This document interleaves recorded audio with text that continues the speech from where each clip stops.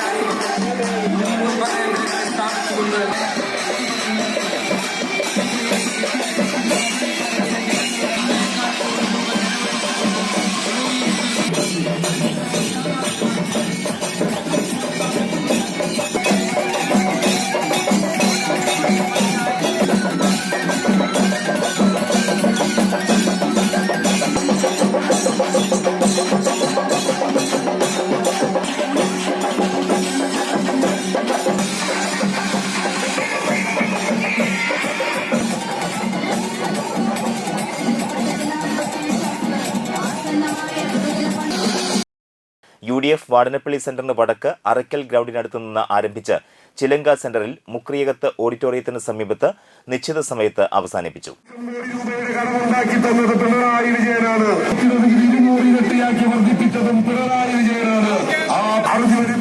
പോരാട്ടത്തിന്റെ തുടക്കം കുറിക്കാൻ വിലയേറിയ വോട്ടുകൾക്ക് നൽകണമേ എന്ന് വിനയപൂർവ്വം അപേക്ഷിക്കുകയാണ്.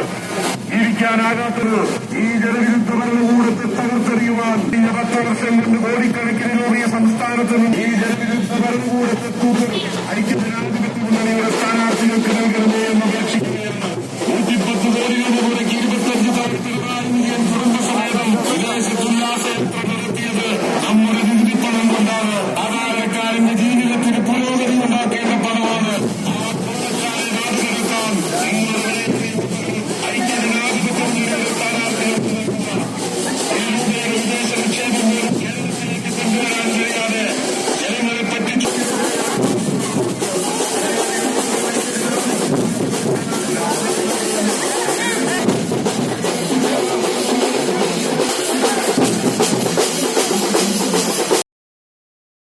NDA ഗണേശമംഗലത്ത് നിന്നും ആരംഭിച്ച തൃത്തല്ലൂർ സെന്ററിൽ 6 മണിക്ക് അവസാനിപ്പിച്ചു.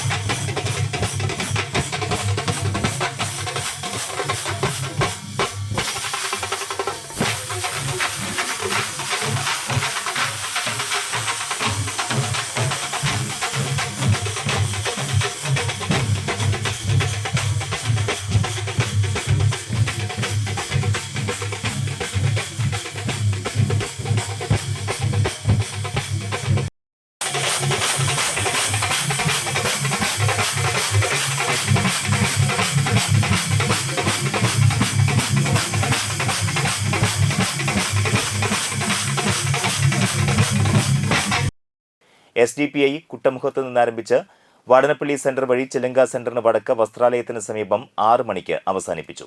വെൽഫെയർ പാർട്ടി ശാന്തി റോഡ് പരിസരത്ത് നിന്നാരംഭിച്ച് വാടനപ്പള്ളി സെന്ററിൽ എത്തി തിരിച്ച് കുട്ടമുഖത്തെത്തി 6-ന് സമാപിച്ചു. സംഘർഷങ്ങളും ഗതാഗത തടസ്സവും ഒഴിവാക്കാനാണ് പോലീസ് ഇത്തവണ കൊട്ടിക്കലാശത്തിൽ മാറ്റം വരുത്തിയത്. ഇത്തവണ വാടനപ്പള്ളിയിൽ കനത്ത പോരാട്ടമാണ് നടക്കുന്നത്.